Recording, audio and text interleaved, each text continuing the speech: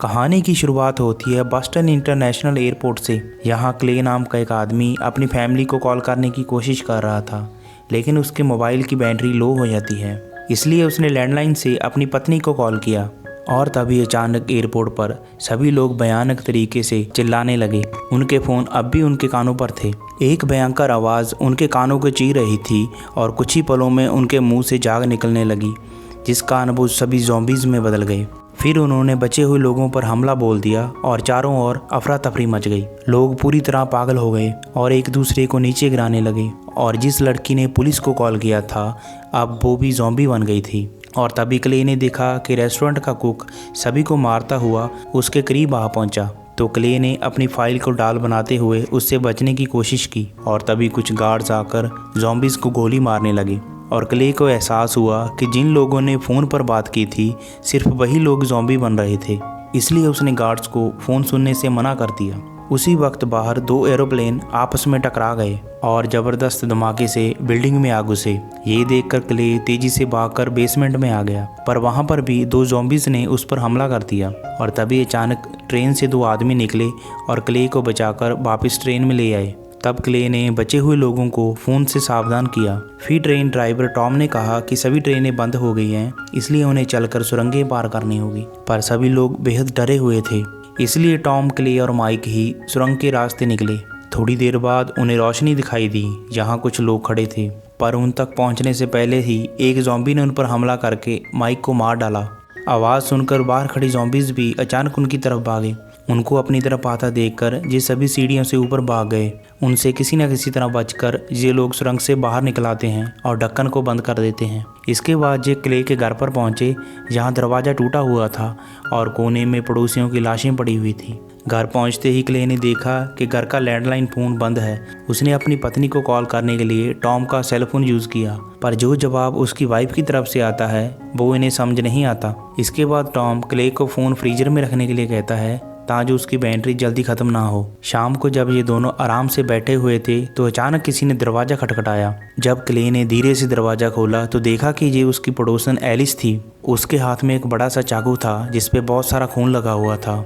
Alice ने डरते डरते बताया कि उसकी माँ भी ज़ॉम्बी बन गई थी, इसलिए उसे अपने हाथों से अपनी माँ को मारना पड़ा। और क्ले ने उसे नहाने को कहा और अपनी पत्नी के कुछ साफ कपड़े दिए।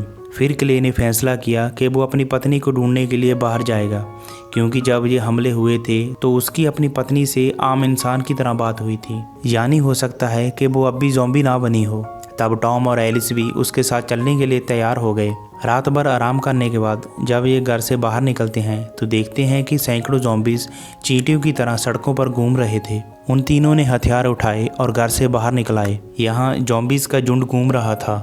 अचानक दो लोग बाइक पर आए और ज़ॉम्बीज़ उनके पीछे भागने लगे और मौका पाकर ये तीनों वहाँ से बच निकले। काफ़ी दूर चलने के बाद इन्हें एक घर दिखा जहाँ इन्हें काम की कुछ चीज़ें मिलने के आसार थे।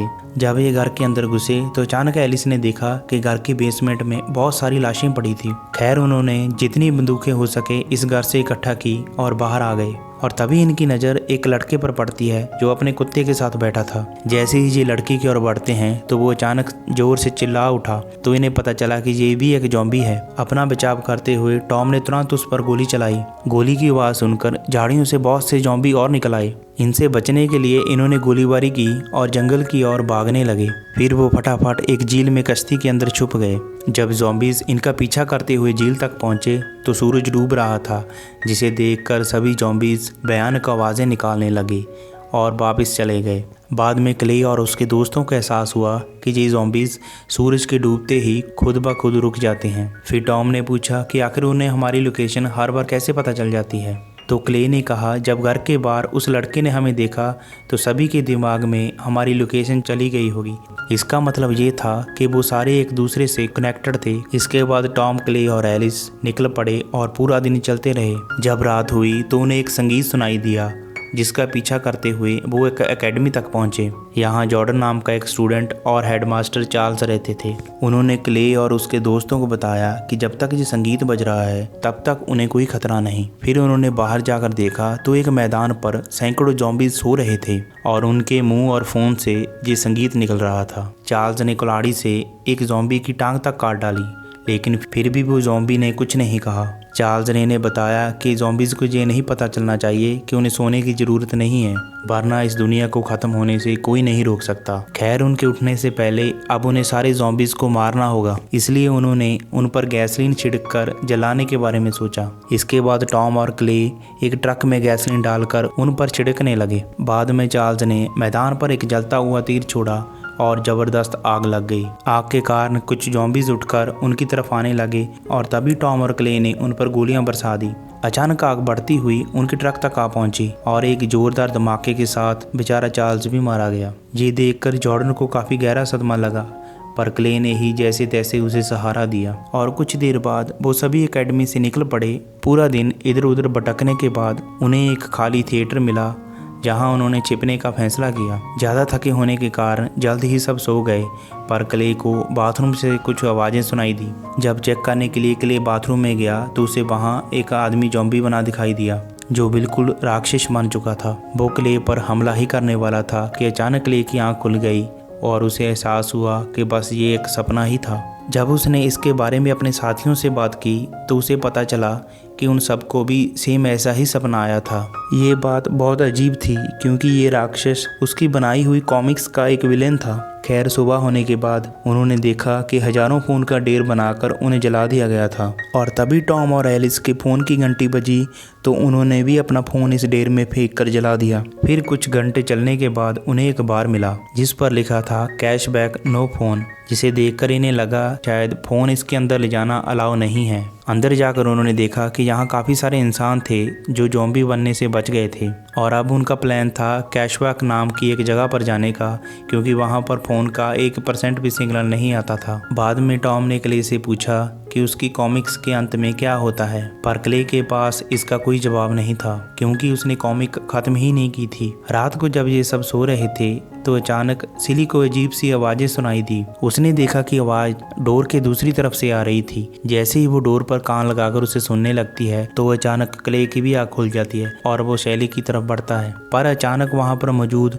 उन लोगों ने उस पर हमला कर दिया। असल में पता नहीं ये लोग कैसे ज़ॉम्बी बन गए थे और अचानक उस बार में हाहाकार मच गया और क्ले ने एक ज़ॉम्बी पर गोली चलाकर अपनी जान बचाई और टॉम ने भी उन्हें मारना शुरू कर दिया। उधर शैली एक आदमी के कान में भयंकर तरीके से चीख कर उसे ज़ॉम्बी बना रही थी। तब हमें पता चलता है अगर कोई ज़ॉम्बी की चीख नज़दीक से सुन ले तो वो भी ज़ॉम्बी बन जाता है। जल्द ही ये ज़ॉम्बीज़ सभी पर हमला करने लगे। टॉम और एलिस ने गोलियां मारकर सभी की जान बचाई। आखिरकार एलिस ने शैली के सर पर हमला कर उसका काम तमाम कर दिया, पर ज़ॉम्बी के हमले के कारण एलिस बुरी तरह जख्मी हो गई थी, इसलिए वो इसे धूप में ले आए जहां एलिस ने अपनी आखिरी सांसें ली। उसे दफनाने के बाद जॉर्डन, टॉम और क्ले एक नए सफर के लिए निकल पड़े, पर वो नहीं जानते थे कि सपने वाला राक्षस उन पर नजर रखे हुए था। और कुछ घंटों की दूरी तय करने के बाद उन्हें एक कैंप मिला जहाँ रे और डेनिस नाम के आदमी थे। उन्होंने बताया कि वो लोग कासवाक जाकर आए हैं, पर पिछले साल ही वहां पर टावर लग चुका है,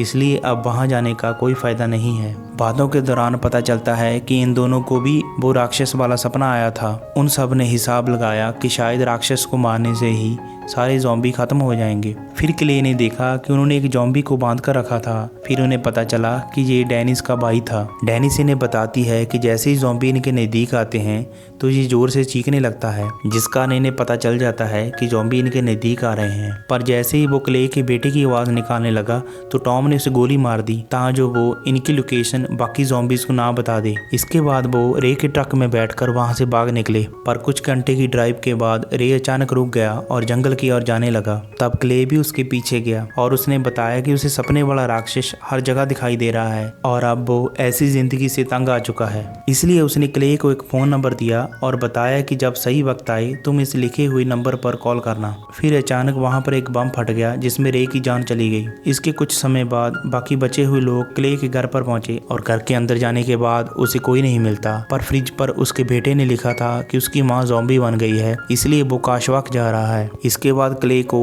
स्टोर रूम से किसी की आवाज़ सुनाई देती है। जैसे ही वो स्टोर रूम में जाता है तो वो सपने वाला राक्षस उस पर हमला कर देता है। इसकी ताकत के सामने क्ले हल्का पड़ गया था, लेकिन ऐन वक्त पर टॉम ने आकर उसकी जान बचाई। अब राक्षस जैसे ही टॉम को मारने लगा तो क्ले ने एक लकड़ी के डंडे से उसके सर पर जोरदार वार किए। जल्द ही टॉम ने गोलियां चलाकर उस राक्षस को भी मार दिया। पर जब ज़ॉम्बी के चेहरे से कपड़ा हटा तो उसे बहुत धक्का लगा, क्योंकि ये कोई और नहीं बल्कि उसकी पत्नी थी जो ज़ॉम्बी बन चुकी थी। बाद में क्ले ने रे के दिए नंबर पर कॉल करने का सोचा तो उधर टॉम ने देखा कि ट्रक बॉम्ब से भरा हुआ था। इसका मतलब ये था कि स्लिप पर दिए हुए नंबर से सारे बम एक साथ फट जाएंगे। और तब क्ले ने अकेले ही काशवाक जाने का फैसला किया, क्योंकि हर हालत में वो अपने बेटे को ढूंढना चाहता था। उसने अपने सभी दोस्तों को अपनी पत्नी की गाड़ी की चाबी देकर वहाँ से निकलने के लिए कहा और उसने जॉर्डन को एक क्ले पेंट भी दिया ताकि रास्ते में वो अपने नाम के कुछ अक्षर पेंट करे, जिसे देखकर बाद में वो उस तक पहुंच जाएगा। आखिरकार क्ले सबको अलविदा कहकर काशवाक की ओर निकल गया। जब क्ले काशवाक पहुंचा तो उसने देखा कि हजारों ज़ॉम्बी टावर के चक्कर लगा रहे थे और क्ले उन्हें अपने ट्रक से रौंदते हुए टावर की ओर बढ़ गया और आखिरकार वो राक्षस के सामने आ गया। आते ही उसने राक्षस पर भी ट्रक चढ़ा दिया और बाहर आकर उस पर अंधाधुंध गोलियां चला दी।